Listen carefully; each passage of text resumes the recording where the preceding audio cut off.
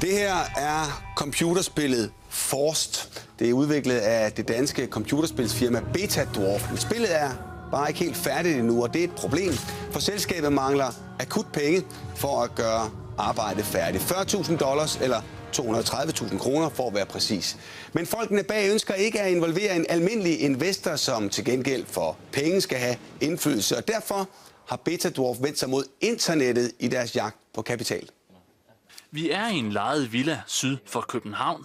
Jamen, det er her i vores stue, hvor vi sidder og arbejder og udvikler vores spil. Det er her folkene bag Betadwarf holder til.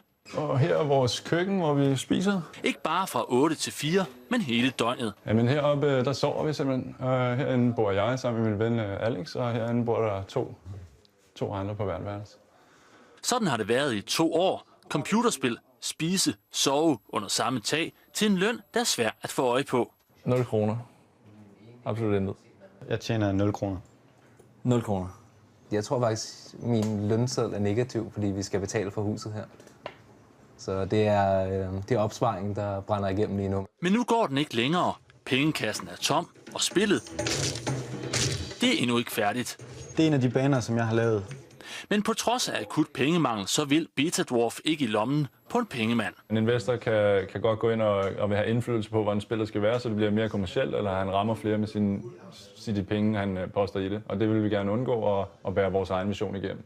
Derfor har Steffen Grønning og de andre forsøgt at få spilentusiaster verden over til at støtte firmaet.